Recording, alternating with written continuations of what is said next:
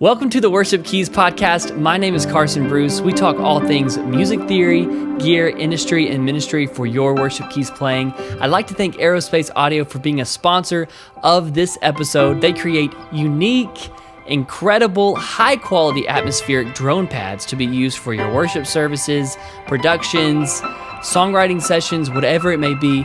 They have an analog, physical drone pedal that they call Atmosphere. There's actually a version 3 out. They also have a MIDI in capability, so you can work in tandem with Ableton Live or any other DAW that you have to be able to control everything through that ecosystem. Or if not the physical analog pedal, they also have an iOS app that you can run the pad straight from your iPhone or iPad. It's called AeroPads. Definitely check them out, aerospaceaudio.com, and let's get into today's episode.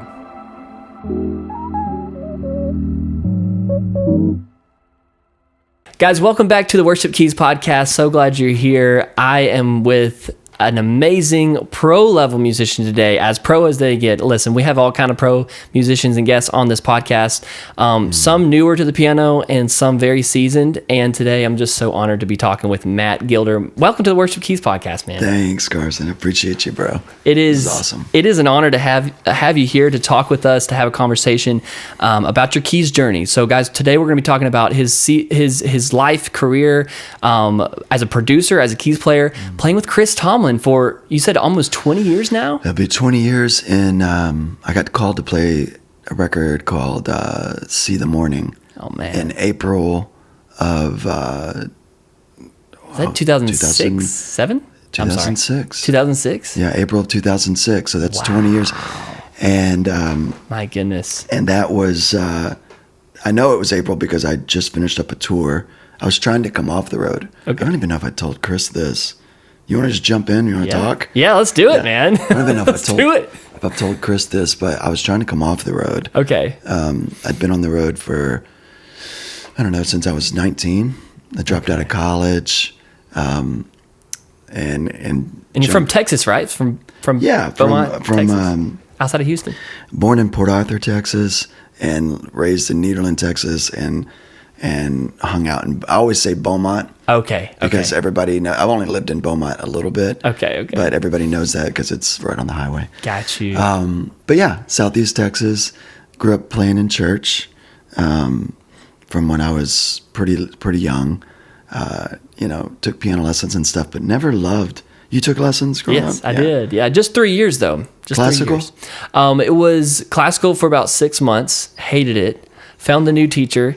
And literally we started doing ear training, learning the Nashville Number System, chord theory, that kind of thing. That's brilliant. And I loved it. So I had a traditional teacher and then got more by ear. I don't know about yourself. Same. Okay. But I stuck with it longer actually my parents made me stick with it longer. That's good. In the classical That's good. world. Especially for chops, right? So 5 years old till they finally let me knock it off at, I think, 11 or 12. And it's funny, me and my wife were just watching... my mom sent over piano recitals, a couple of videos. Yeah. And I remember thinking, I nailed this. I remember having that thought as a kid. I was pretty confident, little piano player. Yes. Bro, these kids younger than me, the Asian kids, just amazing. Unbelievable. They're like 7 years old. I remember thinking they were awesome, but I don't remember thinking that they were, smoking me.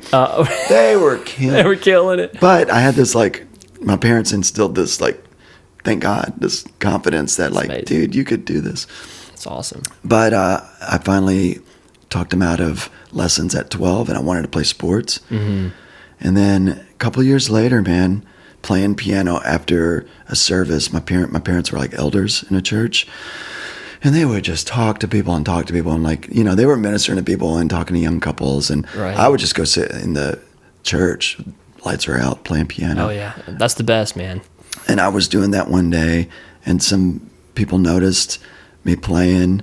And I certainly wasn't playing to be noticed. I was shy. I didn't want to play in front of people. It was just for me. Right. And, but they encouraged me. They're like, the youth pastor found out I played. And so I started getting lessons, and then I really fell in love with the idea of playing live. It's very life-giving to be able to pour out what I was hearing. Sure, People seemed to respond to it, you know? Absolutely. So that was at 14. I would have paid for my own lessons by then. I got passionate about it. Absolutely. But same as your story, my mom got me into somebody that was into ear training. Yes. I wish you started that way. Right. I wish that kids, like, I don't know how it works. You know, I'm a terrible piano teacher. Try to do that for a minute. Okay. Bad. Okay. But I wish you could learn more by ear, train your ear, kind of like the way we learn how to talk. You know, we don't learn to speak Come on. by reading or by, you know, learning all these concepts. We learn by emulating what we're hearing. And Totally. To me, music makes sense that way. Yes. And then learning to read is important. Absolutely. Although I'm terrible. Bro, I was always terrible. I'm super terrible now. You moved to Nashville and you don't like have you to. said, you learned the number system. So I bought that. Did you ever see that book, The Nashville Number System? No. Somebody made a book. Okay. Country. You need to get it. I want to say a country drummer.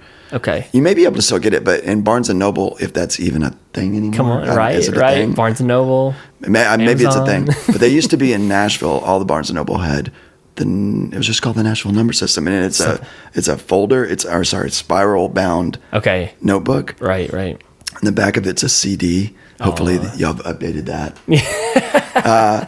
And it was this dude just showing you all the old country. You know, so it was nothing that was applicable to me at the time because I was playing worship music and pop music.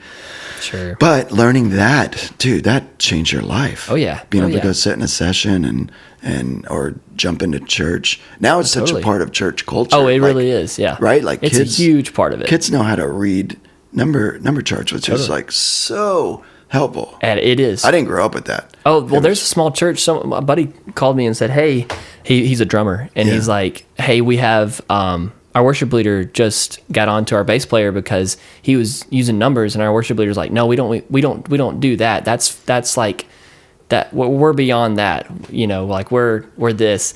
And I was like, really? The fact that he got in trouble for using numbers, because you know, bass players, it's real simple. So you know? helpful. It's very helpful. It's so helpful. And with transposing, capoing on your guitars and stuff, if you just say the numbers, it doesn't matter what shapes you're playing or what you're doing. Because every worship leader sings in, well, not every, but a lot of them sing in different keys. Right. You know, so I show up to church on a Sunday, and last week Brian led, but this week, you know, Todd's leading, and Todd's definitely more of a tenor. And so we bring it up, and you knock it up a couple of keys. Don't have to change your charts. Yeah, absolutely. Learn the number system. It's awesome. It is awesome. So Chris Tomlin, okay, you got started with Chris Tomlin in 2006, but before that, you were already doing music. You were in a band, right? I had my own band called Talk about that. Among Thorns. Okay. That's what got me out of college. Okay, man. Me and some buddies were leading worship in college Bible study, and it grew and it grew and it grew over the first year of college to where there were, I don't remember, but you know, those big lecture halls in college that probably seat, I don't know, 1,000 people, who knows. There were a lot of kids coming to this thing. Yeah. And it got the attention of a local guy that was, he was like a music producer. He also was a manager of this speaker named Ken Freeman, who was this big Baptist speaker back in the day. Yeah. And he was like, dude, if you guys get your act together, literally that's what he said,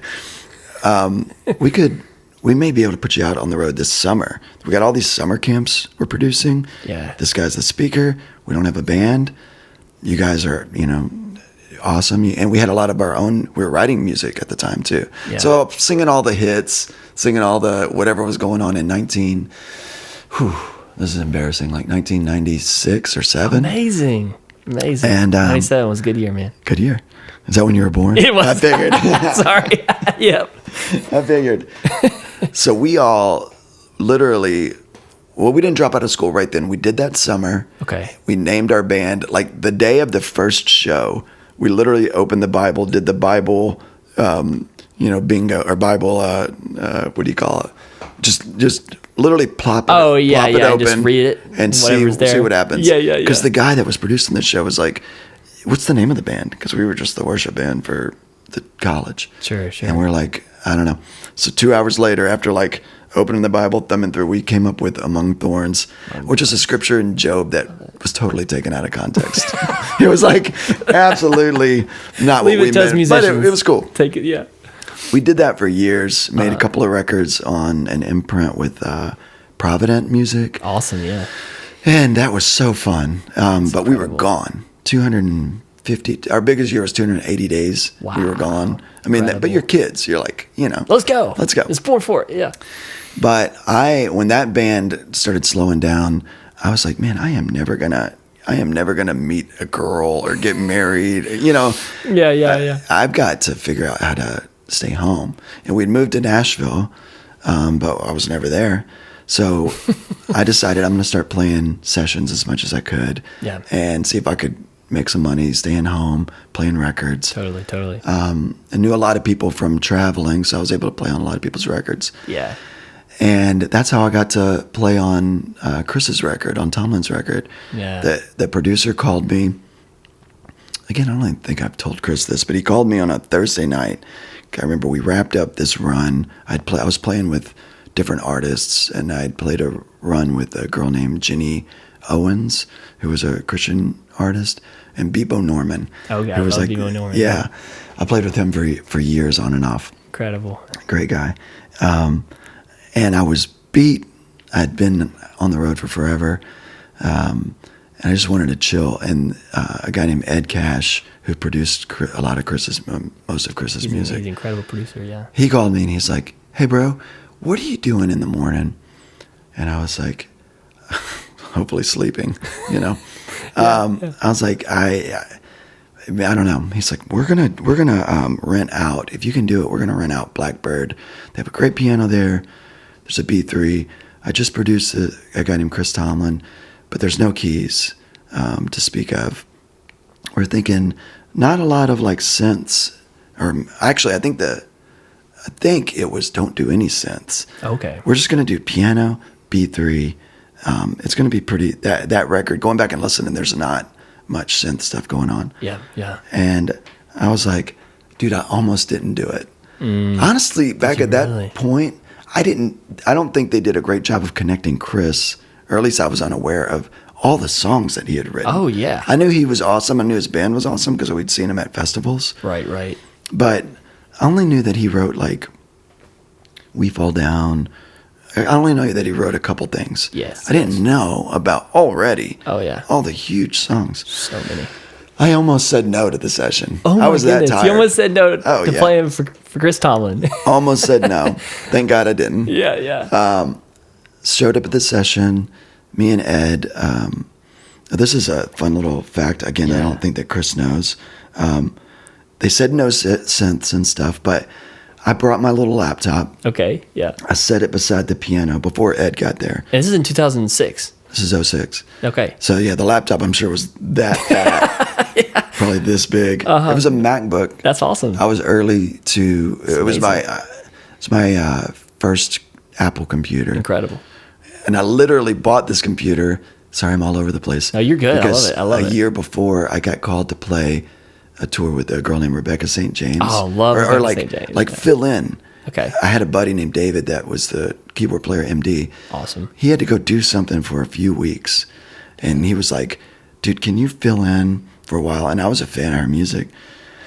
I was like, sure, man. He's like, you got a MacBook, right? You got a computer? And I was like, totally.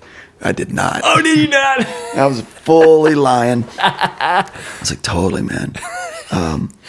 And he's like, okay, cool. Do you have a audio interface?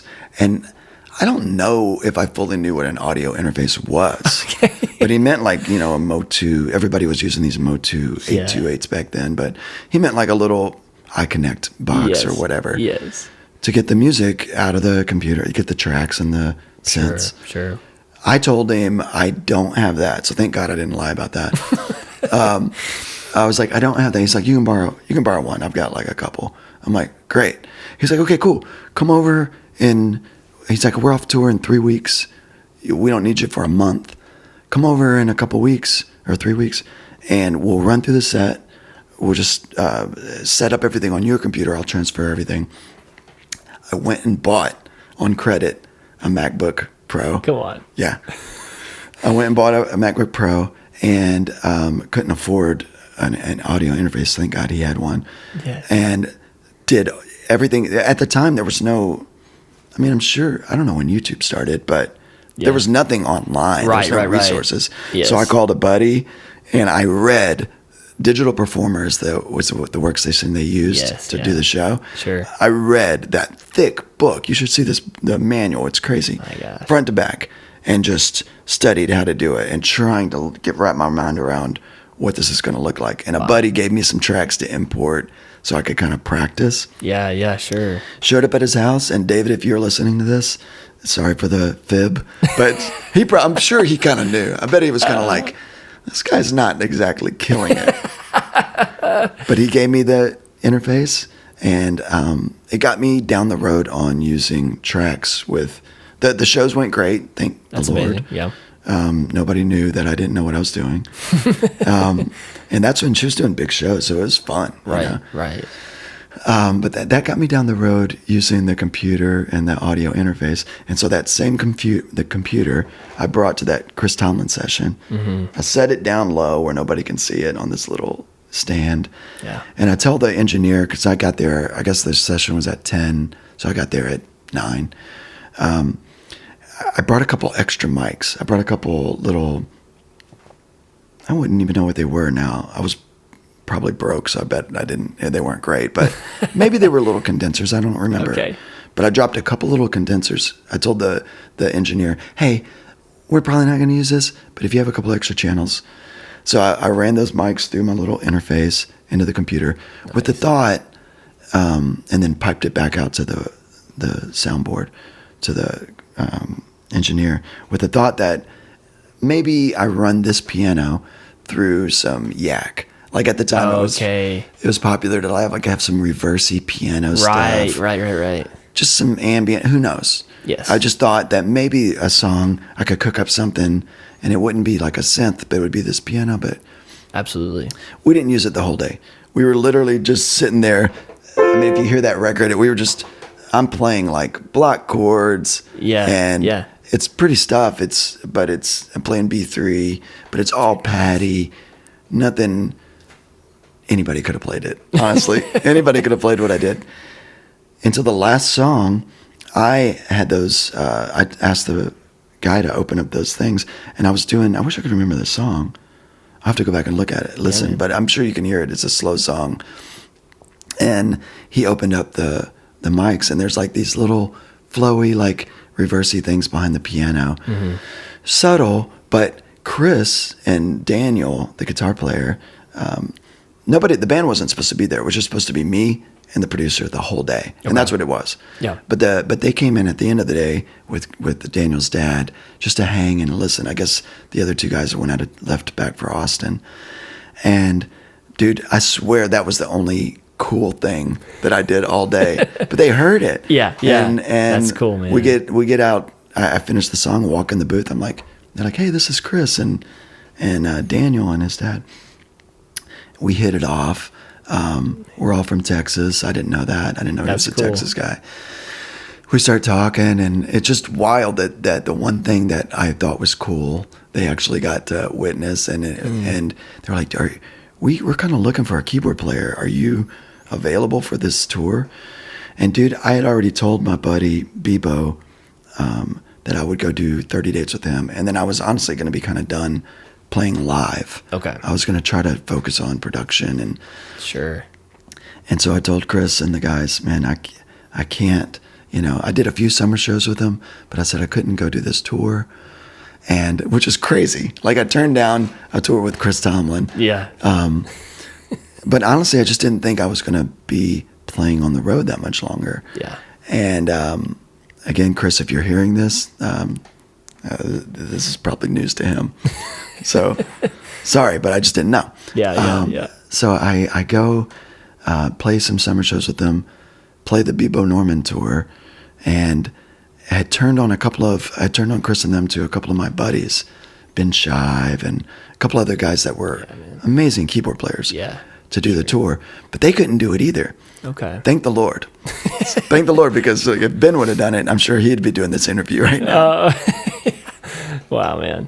But they got a guy that was, I think, from England, he did the tour. I'm sure he did a great job, but you know, he wasn't going to be their guy for forever. And they called me again at the end of November of, I guess this is '06, and said, could you come play Passion, the big Passion conference? Oh yeah, Passion conference. Have you ever been to any of these? I've not. I have a lot of friends that have been. It's a great conference. They've never been So though. fun, man. Yeah. So fun.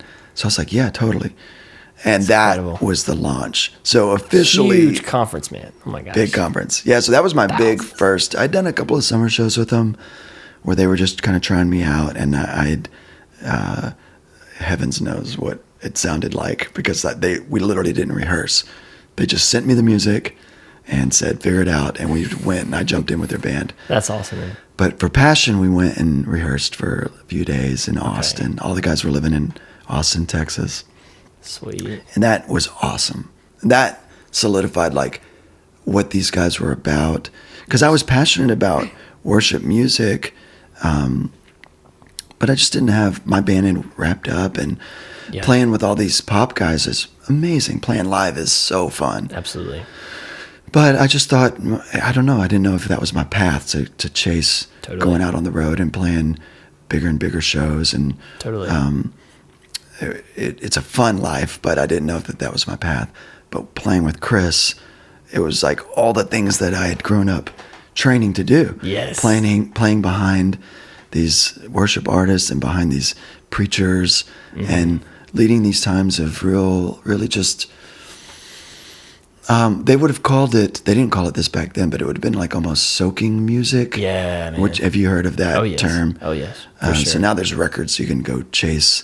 There's this guy, William Augusto, that I'm such a huge fan of. Yeah. I plan to meet him one day, but he doesn't live here, but he makes these records that are just soaking music. Yeah. We'll put them on before our shows, before Chris Tomlin's night.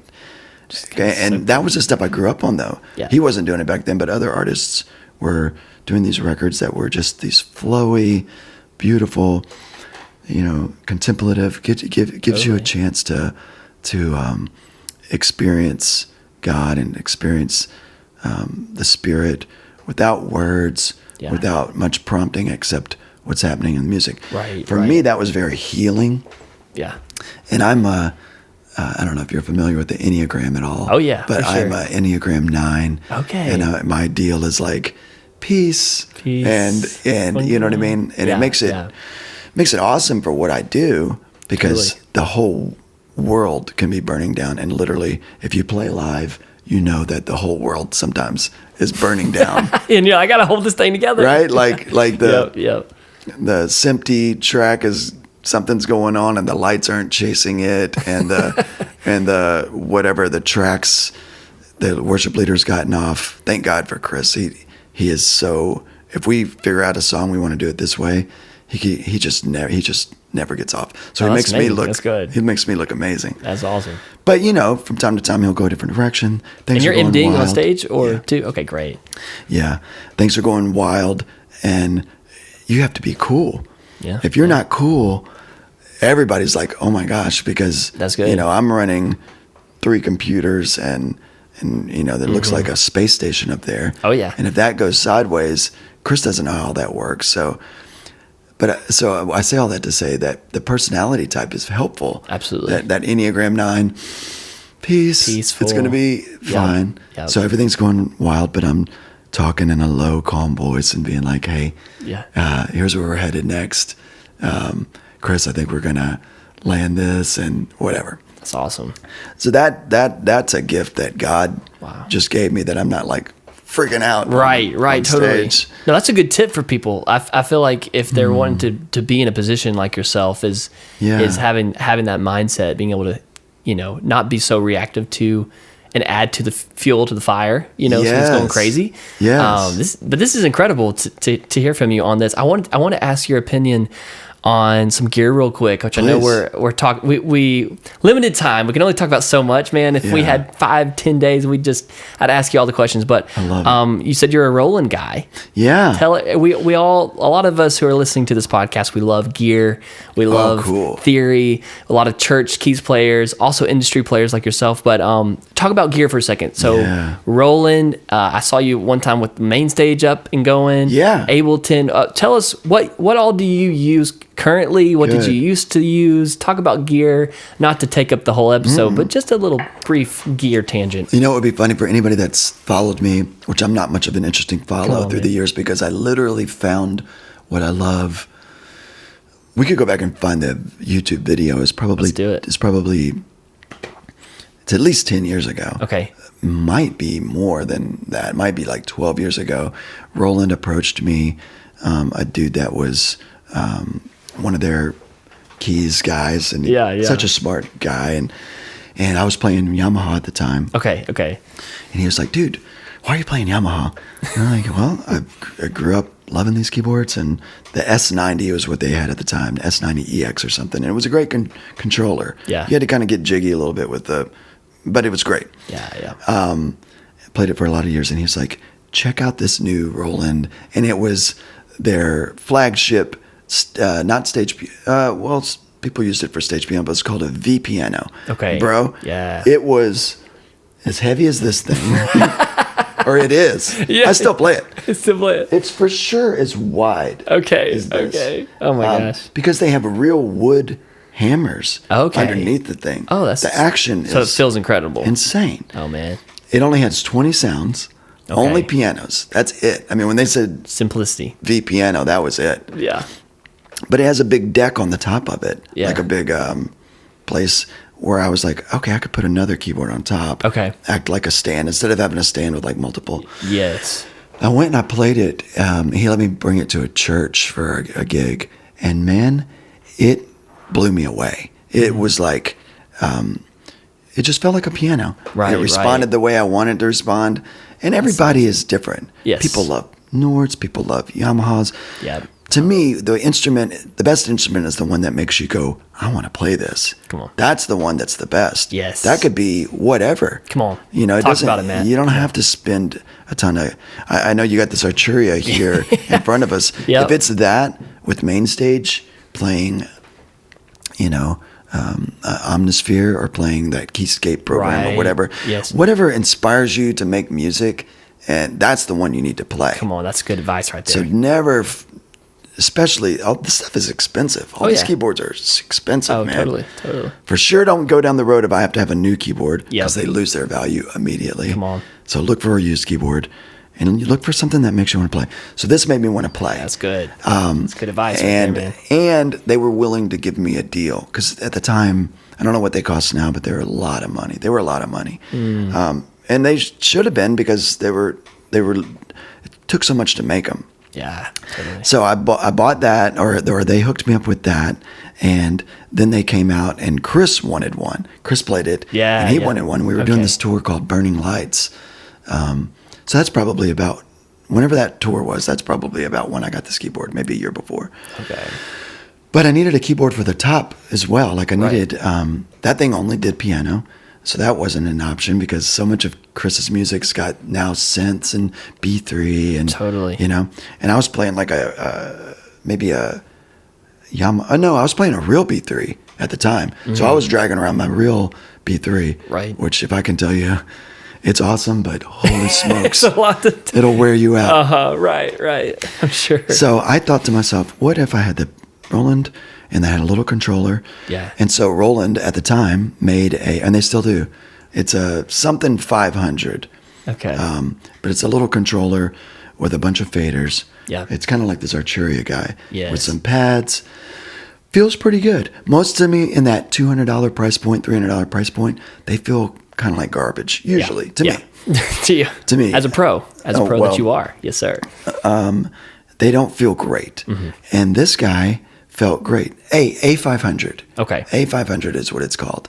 And they make an A800 that's a little bit longer. Okay. I got the 500 because I didn't need all the keys. Right. And I got MainStage. There you go. At that same time. Yeah. I was using Ableton for everything. I was using it for running tracks.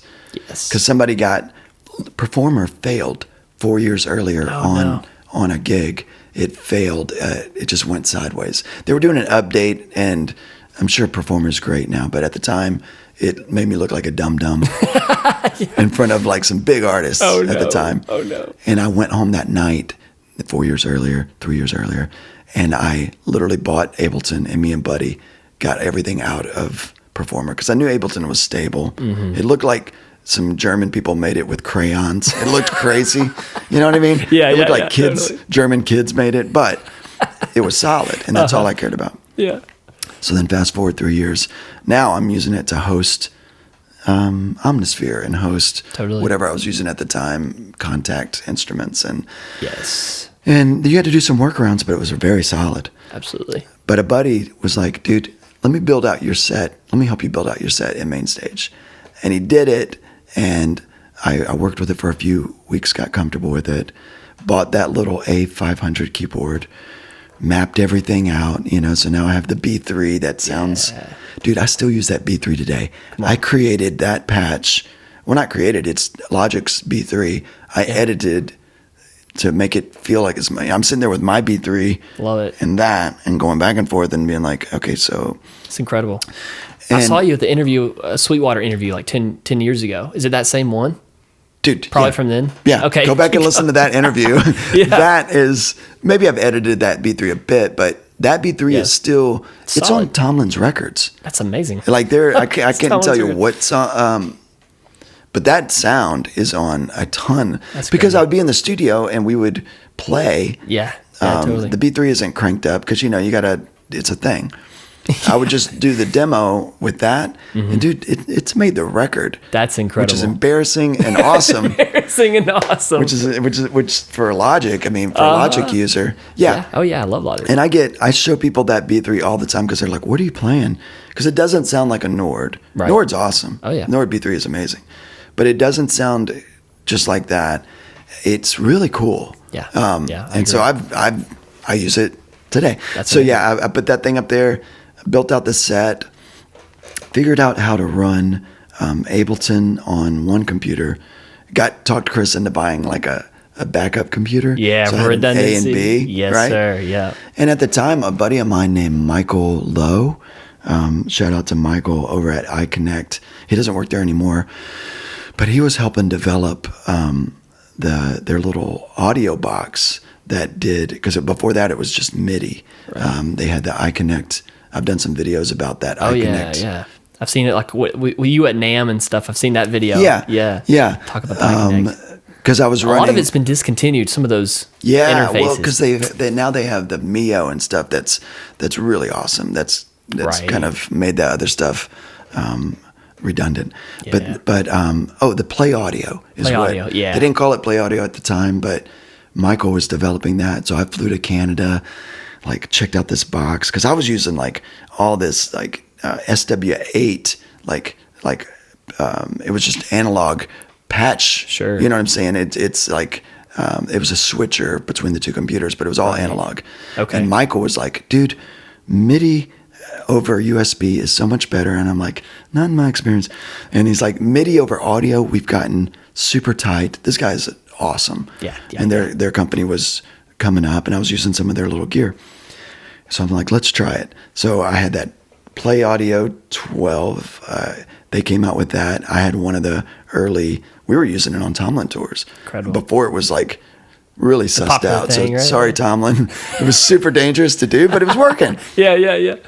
And it was so much lighter. You could squeeze all this stuff. Yeah. And now you see those things like in every church. Everything. Yep. But I was using that little keyboard controller, a couple of computers, MainStage, Ableton's, running the tracks. Love it. That's how, honestly, I got a lot of my gigs because I could run all of that stuff at once. Absolutely. And to me, it wasn't hard. And it made more sense to me than having the drummer do it. Yes. Because the drummers, dude, that dude's busy. Oh yeah. That dude's got like, why am I going All to make four him? lives, yeah. Right. Now, the guys that are great at it are so impressive to me. Some of my friends that play for huge country acts, and they do it, you know. Okay, that's incredible. I've just always thought I can hold a foot pedal. Yeah, the and sustain. I can reach up here and I can launch a song. Totally. Or if Chris or the worship artist, some songs we have set up where you can loop it. Absolutely. You know? And now, dude, I should probably reach out to your community because I'm sure guys could teach me. Like the stuff you can do now. There's so much. Is crazy. Man. Yeah. But that gave me the ability to be super flexible. Totally. Because I'm not like I grew up playing classical, but I'm not like a solo guy. I'm more like a vibe guy. Yeah. And thinking about playing live, more like producing music. Oh, right? gotcha. Like, Yep. like to me, especially when things go sideways, because it gives me the ability, or gives us the ability. I think sometimes, I don't know, we'll talk to God about this later when we get in front of him. I think sometimes it feels almost like this should not have gone sideways, but something got off kilter, and sometimes I feel like it's to shake us up a little bit. Right. Yeah. We practiced and we put in the time, and it's great, and I think that that's super important for it to be really excellent. Yeah. Really important. And then when it goes sideways, what do? How do we pivot? And for me, I'd been practicing pivoting my whole life. Yeah. Because I didn't have, church service goes every which way. And I'd been doing that since I was super young. Yeah, man. Like the pastor heads that way, the music minister wants to do that. And I'm here with a bunch of guys that are older than me and honestly better than me. But for some reason, they've got, maybe because I was the keyboard player, I was kind of leading this thing. Yeah, totally. How do you do it? How do I? And that was before we had talkback mics or in-ears. Right. We're all on wedges. Man. Hand signals. So you're doing a lot of hand signals and leading with what you're playing too. Like, totally. This is where we're going. You know what I mean? Listen to the percussion and melody. This. Watch me do this. And so I'd been training for that my whole life. But to me, that's such a great opportunity when things do go sideways. Yes. To see like, oh, wait, maybe this isn't the devil in the sound system. Maybe we're supposed to do this. And for the most part, the people, unless we're just playing in different keys, the people don't know that this went sideways. Right. The people are out there worshiping and whatever. Totally. So our big, awesome ending that we planned in rehearsal didn't work. Who cares? They don't know that it didn't work. Totally. The worship leader ended early. How can I now turn this into some kind of vibe? Yeah. And if the worship leader trusts you, which is a huge deal, that's developing that trust between me and the lady or the guy out front leading. Yes. Is huge. That is huge. If they trust me, then maybe this is an opportunity to create something. Incredible. Right? So that's the way I've looked at it my whole life. Actually talking to you about it right now, I'm learning some of this as I'm saying it because I don't think about this a lot. Right. So this is a really cool opportunity, but it does come out that way. Like, well, how can we turn this into? How can we be open and see what God wants to do in this space, and not to show how awesome we are? Mm-hmm. Maybe that's awesome. Maybe it's great that I'm not that awesome and flashy a player because I don't have these tendencies to be like, check me out. Yeah. But to see like maybe God's doing something in this room, and what are the people? What's happening in here? For me, so much of it is about creating a space where people can experience healing, people can experience God, and I can really get out of the way of that. My whole life, it's been about if they lock onto what I'm doing and they're thinking about it, it feels like I'm not doing a great job. For me. For you, yeah. For me, it feels like my job is to set this atmosphere, and for them to almost for them to would have to think like, why am I feeling compelled to pray right now, to worship right now? They would have to think about that, because it's not like that's my love. It's like this sneaky experience, creating this experience. Yeah, come on, man. I love it. Yeah. I love it. Okay, big things that you were saying right now that's really just inspiring me is when you're talking about gear It's playing what inspires you to want to play. I love that. So it's really not all about the gear. And then personality is a big thing, is what I'm hearing. And also, because I want people to hear this. People hear the name Chris Tomlin. That's a big name. I mean, you're playing for A-list artists. And so I want people to hear what you're saying. I mean, you're using hardware and software. Yeah. So it's not this fight between only hardware, only software. No. You're using this big marriage of all of it together. Yeah. And then your personality, I think, I want to go back to trust. You talk about trust. I mean, you've been playing, to play with any artist for a number of years is a huge thing.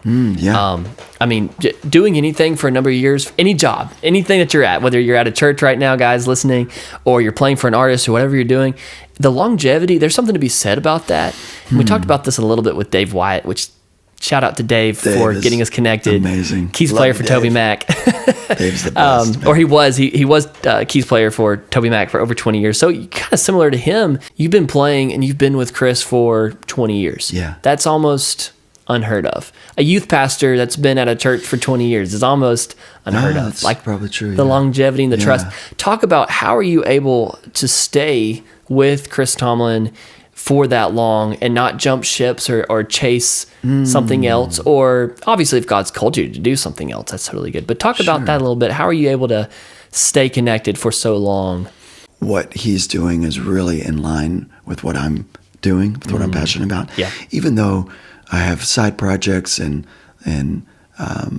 love instrumental music and play with a lot of people in that world, and that all to me is a worship. What Chris is leading is literally the world, the global church in worship.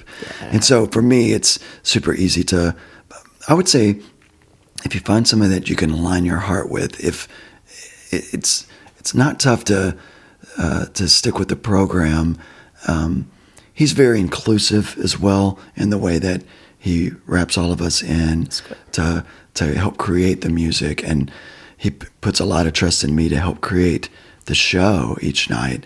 And with he's creating the flow, but I'm connecting the dots in how this is going to this, and his hand is in all of that. Where some artists aren't as much. Right. Some artists are like, here's my songs, figure it out, That's fine. I really enjoy the collaboration with him. So finding a tribe of people that you can collaborate with, and that are all kind of but singular.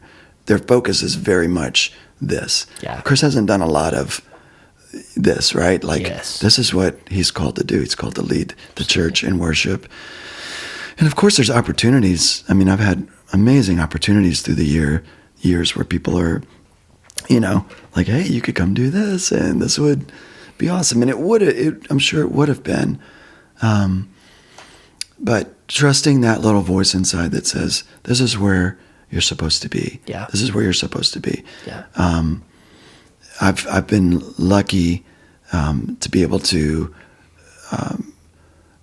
hear, and I can't say I've ever heard the voice of God audible, but I've been lucky to sense that this is where to be, or this is where to go, or like, hey, do this, don't do that.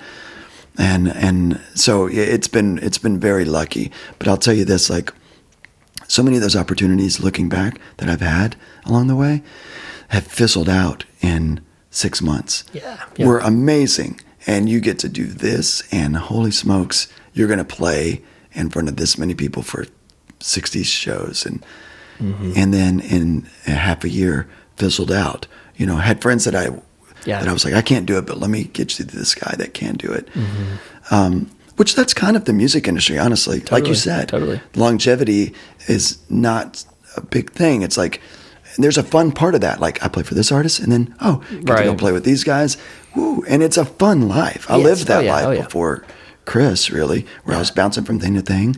I mean, it's like, I don't know where I'm getting money in 6 months. It's like, it's exciting. And you get to collaborate with a lot of different people, and that is awesome. There's something that's awesome about that, especially when you're in your 20s, right? You're getting to meet all these people, and maybe that was an important part of finally meeting Chris. Like, if I would have been at a church, if I would have taken my first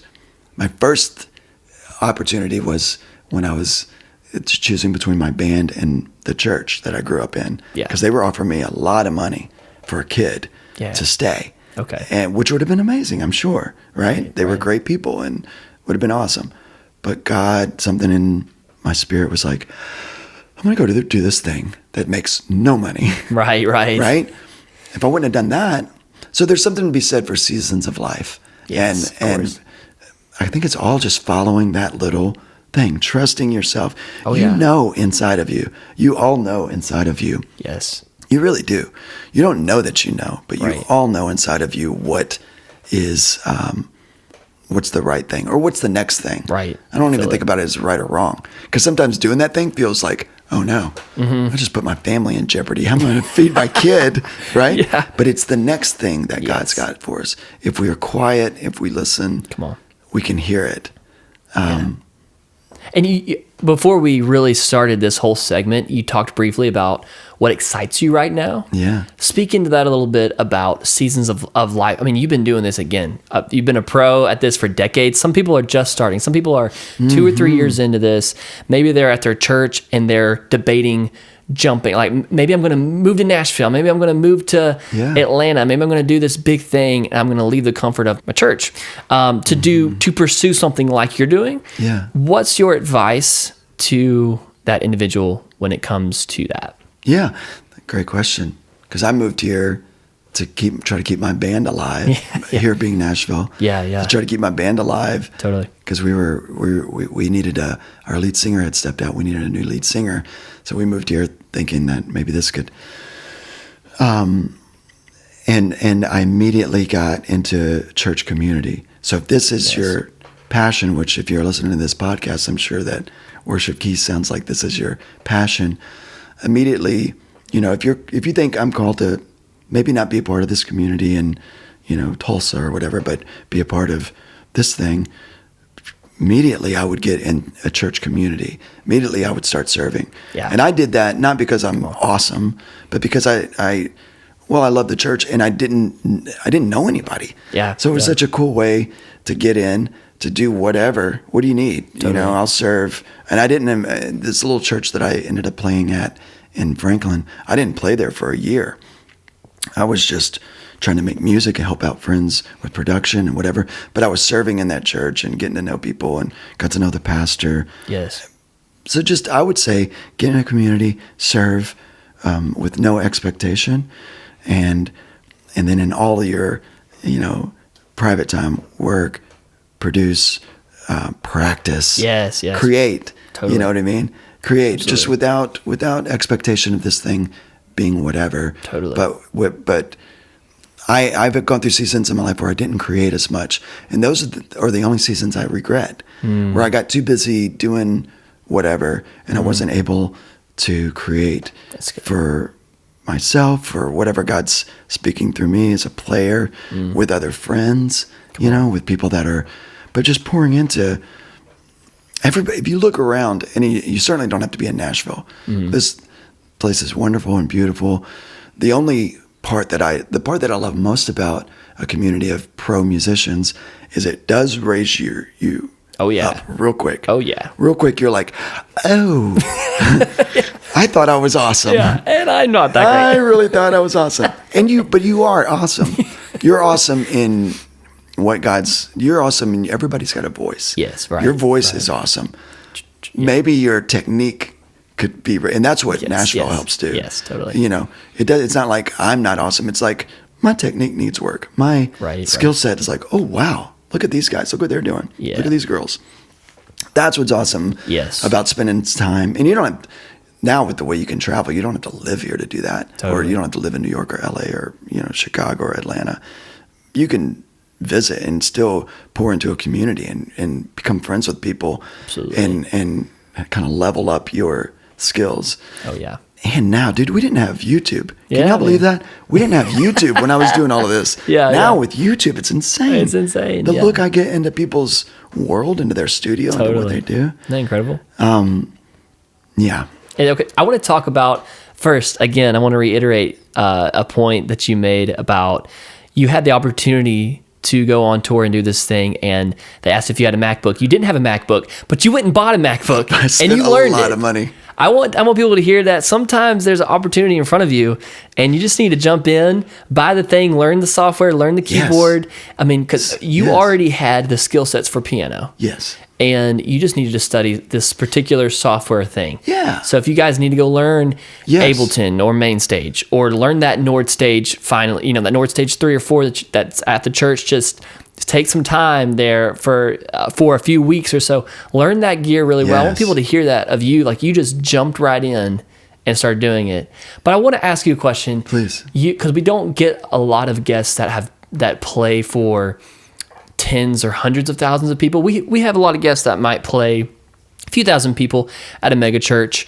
The big crowds. I want to talk, like, you've been playing for large crowds for decades now, so maybe you've kind of lost that sense of whatever. A lot of people, I think we kind of idolize. It's kind of like idolatry, or kind of like, oh, we want to be on a big stage. Oh, sure. Speak into that. What's your perspective of like playing for like a Winter Jam, being on tour at Winter Jam, or another Chris Tomlin tour where there are maybe 50,000 people or 100,000 people in this arena, or Passion, right? Yeah. Where there's over 100,000 people. You think about these large groups, and then you think about an intimate church with 200 people, and you're talking about that soaking music, like a prayer service or something. Talk about the difference in your perspective, in your mind, your heart posture, and with Chris too, that you've seen Chris go into a room of 100,000 or 1,000. Is there a difference? Is there a different expectation? Yeah. Talk to that a bit. Is there a difference between the large crowd and the small crowd? The difference, the big difference to me, and it became really clear, honestly, talking about Passion, the first time I played Passion, that was the biggest crowd that I'd played in front of at the time. Yeah. And the thing that became super clear, super quick, was the energy of the people is wild. That's the thing that's different, right? It's all the same people. These are the same people that are in your small group, that are in your, 100 people service, your 800 people service. Now there's 60,000 of them, or 70,000. The big difference is you get on that stage, and I wasn't ready for it. I was younger too, so I just thought, you can barely see the people because the lights are on the stage for the most part. Right. So it's not like it looks a lot different. You could almost think there's 5,000 people here from what you can see with all the lights. Yeah. But you can feel the energy, and bro, you played weird. Like, I was messing up. I was shaking, but not because I was scared. It's something about the energy, the subs or whatever. Those the rooms, rumbling of the people. all these people worshiping and excited, and crazy. That is wild. So if I could go back and do that some of the early times, I would definitely learn about breathing, like literally just calming myself, because we can't play when we're jittery and nervous. Totally. We can't play it. I mean, we can, but you know the deal. If you play in a situation where you're nervous, you're just jittery and you're not. Yes, yeah.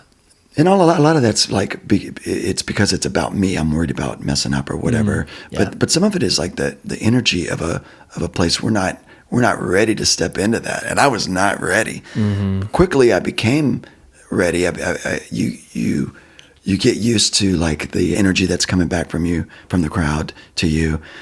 But breathing and centering myself before that, praying, do you know what I mean? Oh, yeah. Became a pretty big practice. Stretching became a pretty big practice for me, because I often early on would go in cold, where you're just not ready for that. So really preparing my heart and physically warming up was a big deal. Okay. So the energy between it is a big difference. Yeah. But the people and the spirit is the same. Yeah. And I do try to encourage younger people that are getting those opportunities to play in front of bigger crowds to take that same spirit that.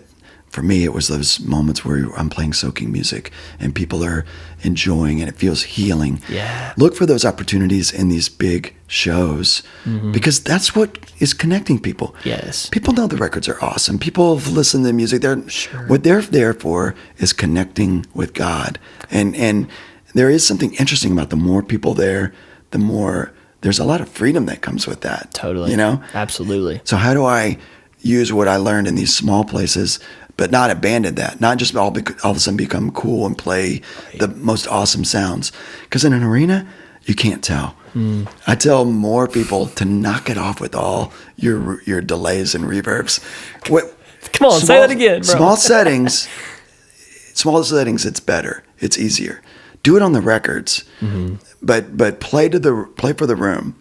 Yeah. And I'm a culprit, dude. I've got a reverb knob that looks like it's worn out on my keyboard, right? I'm a culprit. But the bigger the room gets, the less that translates. That's good. Do you know what I mean? Like That's good. So the guitar player that had a ton of reverb on their guitar sounded awesome on the record. Back that down 50% at least.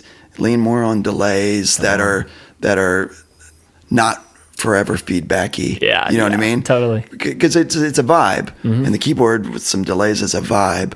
But be careful because it gets lost. It's weird how the bigger it gets, the less notes you play. And I can't sit there and just crank on the low end of the keyboard in a big venue or even big churches. I can't do that. Get out of the way of the bass player. Right. Because that dude's, if he's any good, she needs that space. Come on. Yep. Right? Yep. So use it more for impact, but you can kind of come up quite a bit. If you watch me play, I wish I had video of it. Dude, I'm my left hand, a lot of times it's just one, I'll use an octave for big impact stuff. Playing fifths or something. But a lot of times it's playing fifths, and a lot of times it's just letting, we have a guy named Matthew Melton that is our bass player. Yeah. You got to stay out of this guy's way. Is he killer? Oh my gosh. Is he so good? So just learning what, again, that Where comes you back fit, to right? the production. Thinking about it like I'm producing this. Totally. What would I do? Totally. I wouldn't I would play to the room or play for the record or play for. So this is a lot of information, but taking what we do in small settings, what God's put in us, and everybody has a different gift, right? So stop looking at the other folks' gifts. What has God put in you? What fires you up? That's usually an indicator of what, right? Because if it fires you up, it's going to fire up somebody else. Right. And it doesn't have to fire up everybody else. Yeah. There's people that do not like what I do. That's awesome. It's okay, right? Yeah. It's none of my business. Right.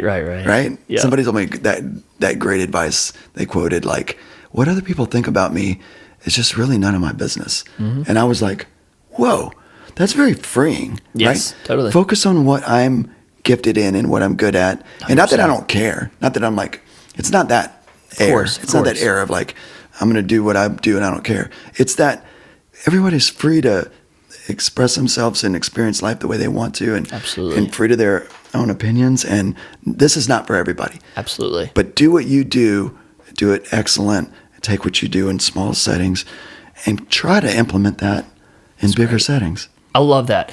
I think people need to hear this from a pro like yourself. Again, I'm going to keep talking about how pro you, because you're so pro. Because a lot of us have stayed in our own church community for a while, or other things, and we've learned these big techniques.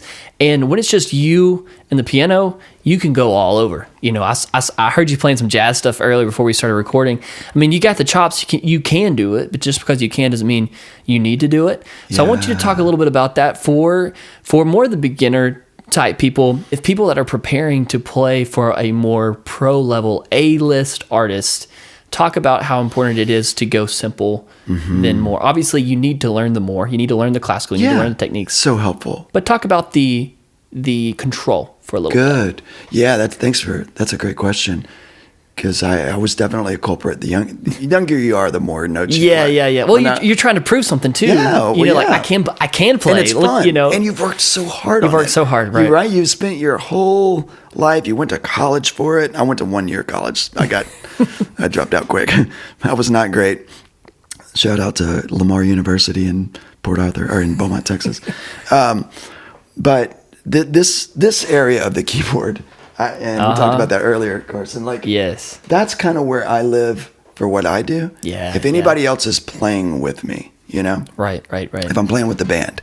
Yeah. And then in the moments where it's broke down, sure, you'll hear me play some low stuff and do some, especially if it's behind Chris and there's this moment where we're flowing. Yeah. Then that's different. But if I'm talking about playing with the band. Yeah. when you listen to records, man, you're able to strip this stuff apart now with that multi-tracks program. Yes. Do you know what I'm talking about? The guys that run that are amazing. Oh yeah. I'm able to hear now what folks are doing on records. Yes. And you hear the way, if you're looking at the broad, like this is all the frequencies, you know, these keys are kind of like they're sucked in here. Oh yeah. A lot, right? If you looked at them on a graph, they would be not a ton of low end. Yes. We're letting the sub stuff, we're letting the bass player, we're letting the programming do that. Oh, yeah. And then not a crazy amount. It depends on what the guitar player's doing. Depends on the deal. But if I've got a guitar player that's killing it and doing these awesome lines, I'm gonna listen first. That's good. And I'll do this if I get thrown into a situation with guys, unless they're looking to me to set the vibe, right. And they're like looking to me to kind of produce this thing. Yes. I'm going to listen to this guitar player and try to compliment what he's doing immediately. I'm going to play way less notes, right?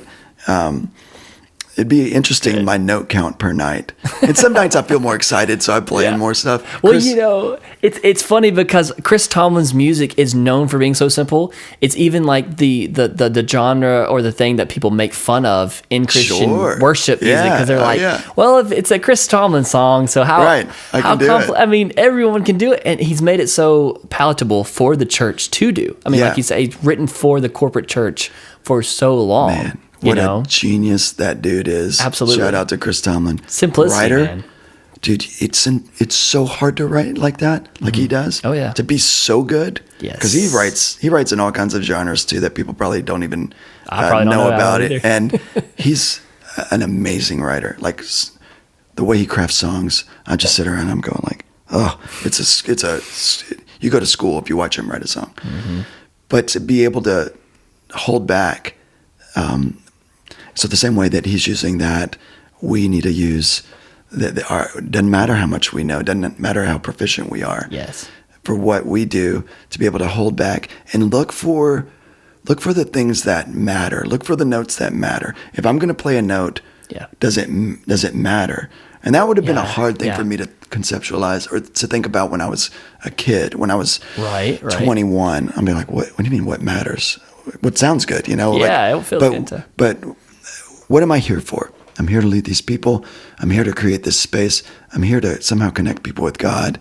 And each one of these notes matter. Like I had a friend that used to make me sit there and play a note and think about the way this made me feel. And at first I thought, what's going on? Sounds funny. And then I add this reverb or the delay to it. And then how does this make me feel? How can I play the least amount of notes? Yeah. And be able to use some effects. Because if you're using effects, you for sure need to play less notes. Let's let those effects do what they're doing, right? Right. Let's get out of the way of our buddies and let's listen. Make the notes matter. Yes. And this is I've got to go. We're leaving on a bus in a little while. Yeah, and I've got to play tomorrow night. Oh, so this is great for me to actually say and hear. Yeah, come on. It's such a great reminder, right? A big thing that I use when I'm using pads and soundscapey kind of Atmos stuff is filters, getting my pads out of the way of the low end of the bass. Totally. Right? And even the low end of the piano and then bringing it in, rolling it back, rolling that filter. And you guys know what I'm talking about when I say filters, like high pass and low pass filters, assigning them to some kind of little knobs. Yes. And giving the people a break with what they're hearing. Yeah. Right? Yeah. Whether you're playing behind a pastor, if I'm playing behind a pastor, I'm listening. I'm not just playing whatever. I'm not playing a song usually. Right. Unless we're heading into something and I can sneak in a melody. Yeah. But I don't want people thinking about me. And so I'm very cognizant of like, I'm giving them a break on the low end at times. I'm rolling it up and rolling it into some kind of like reverbs or something. Yeah. And then rolling it back sometimes and letting people feel that. Yes. You know, those things are so cool. And you can like put on like a drone and kind of create a space. Totally, man. And then giving them a break on the high end. We don't need to hear all this high end fizzly stuff. Right. We need to roll that down. Totally. Have a mood. Let the piano or the electric piano have a couple of notes. And then maybe roll it back up. But listening, feeling what the leader is doing, if it's the pastor talking, if it's the worship leader Totally. exhorting the people, and like, what are they saying? Absolutely. If I'm not supporting what they're saying, then that's where I think that's a fail. Everything else, it's like, what's a fail? Man. What is that? Right. Chris always quotes this, was it Bach? Maybe it was Bach. I can't remember now. I'm going to mess it up, Chris. Sorry. But it's like, it's something about he doesn't always quote it, or I would have it more at my fingertips. But it's to play a wrong note is meaning during a show or during a performance, to play a wrong note is it's not a big deal. Obviously, Bach didn't use the word "not a big deal," but that's not a big deal. But to play without passion is unforgivable. Oh, that's good. Which was so cool. That's good. He says that a lot. To play a wrong note. Y'all go look it up. We'll I've never looked at the quote. But inconsequential maybe. To play a wrong note is inconsequential, meaning it's like, who cares? Who cares? Don't do it a lot, but sometimes you'll play a wrong note when you're playing with passion. Absolutely. But put your heart into it. Listen. Right. That's good stuff, man. I love it. Well, it's incredible to hear from you, Chris Tomlin's own keys player. Dude, this is a big deal. If you were to pick an artist that's like, who is the worship artist from multiple decades, you would have 2 or 3, 4, 5 names that would pop up, and Chris Tomlin would 100% be in the top, dude, along with Phil Wickham, who he's been writing incredible music for the church. So good. I love and Phil. They've been collaborating too. I mean, there's some Matt Redman. The list goes on and on of like songwriters, like staple songwriters. And there's songs too that I'm like, I didn't know if that's Chris Tomlin's song or someone else. I know he covered Holy Forever, but I think someone else wrote it, right? He came in and wrote on the, I think she had the, she had the melody. She had that. Okay. And maybe that, I think she had that lyric. Okay. But it was her, Jen Johnson, and I never know who writes and who covers things these days. Chris came in and did, I asked him, but I forget now. But that was a collaboration. Okay, yeah. Maybe he wrote the verses. Okay. Or he helped it. Who knows? I'll misquote. But Incredible. I think Phil wrote on that one. They were all hanging out. That song is insane. Incredible. Every night that song is wild. It really is insane. Well, thank you for being on the podcast and taking time. My gosh, this is a gift. If you're viewing this and you wish I would have asked one particular thing, I'm so sorry.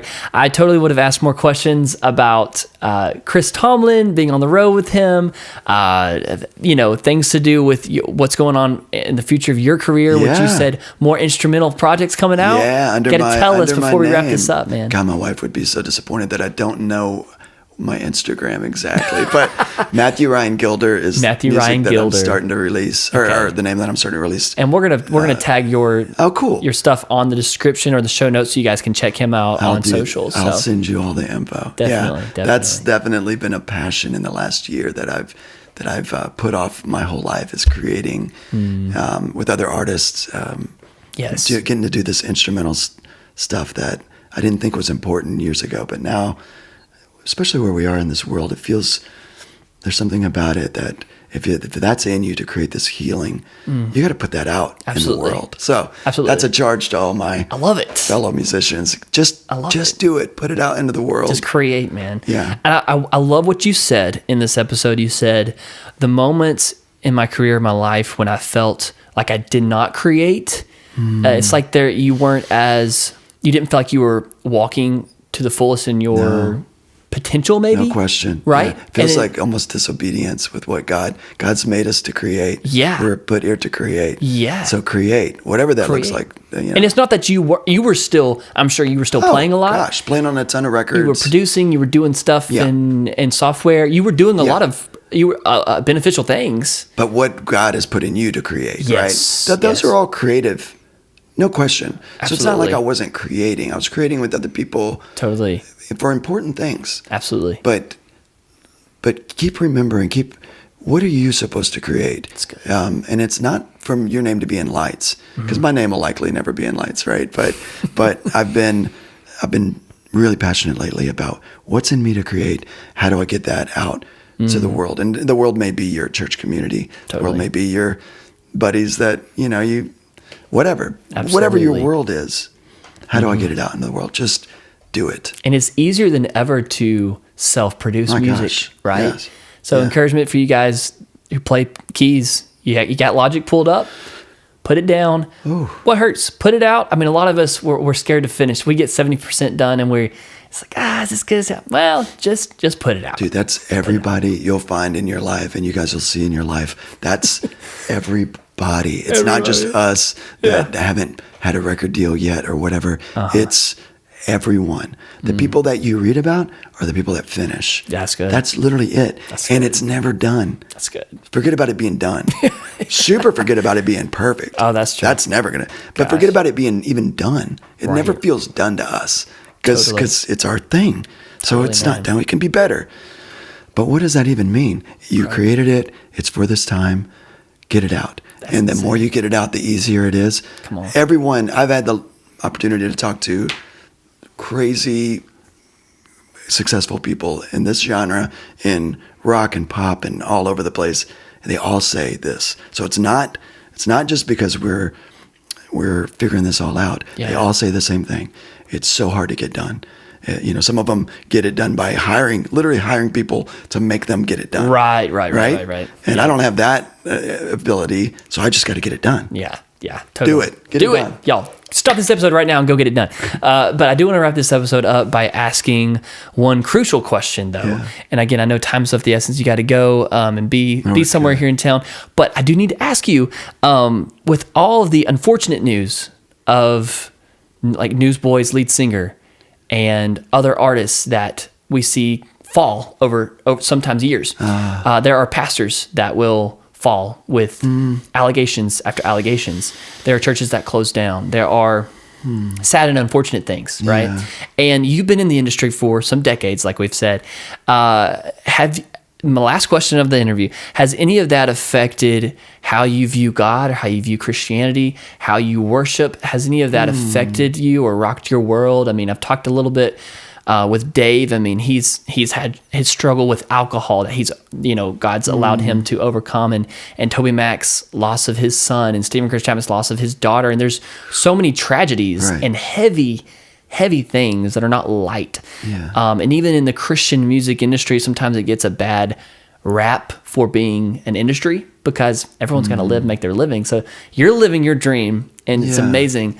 But have you ever been discouraged in your faith? And do you have any encouragement to others to speak into that as we wrap this up? What a good question. I know it's a weighted question. No, early on when I worked for my church, because I was 17 years old. Yeah. Early on, I had a little bit of, when you work for a church, you get to see behind the curtain. Mm-hmm. And it wasn't like massive whatever. Yeah. But it was discouraging for me, as a kid growing up and idolizing people. Yeah. Which is a problem, but that's what you do. You look to the people that are in front of you. And so early on, I got discouraged or disenchanted and wondered about, is this, what else is not real? That makes you ask a lot of questions. Right. I've been lucky enough to work with a lot of brilliant people and see people that are walking the walk, and absolutely, I can say that about Chris Tomlin. This dude is no joke. I can't tell you what a man of integrity this guy is. Mm-hmm. I've got to see that, and I've got to see different things that people have struggled with. Mm-hmm. And I've had my own things that I've struggled with. And what I've come to realize is that we all do. Yeah. Chris's thing might not be this thing, right? But Chris has his own things, right? If we're talking about people in a community, it's going to get messy. Yeah. Inevitably, right? Yeah. And if I look to people, it's going to discourage me, truly. I think for me, it's like get good people around me, get people I trust, and get people that believe the way I believe-ish. Be open to everything. It's not like I'm creating only be friends with these guys, but the people that are intimately familiar with my heart, the people that I really trust with, those people, I know the way that they live. I know that the way that they believe, and I trust them. Get those people around you. Get in those communities. but don't cast. I mean, I can't cast stones. I can't.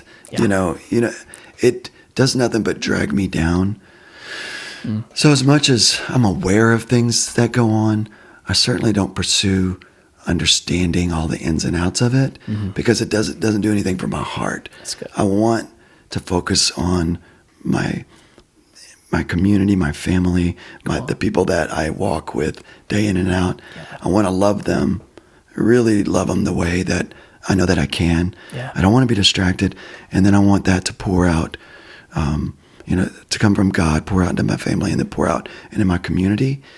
And some of that community is going to be messy, for sure, because it all is. Totally. Just people are messy. They are. And thank God that I haven't been judged and hung out to dry on everything that I've ever said. Come on. Or everything that I've ever done. Come on. Thank God people have been gracious with me in my life. Yeah.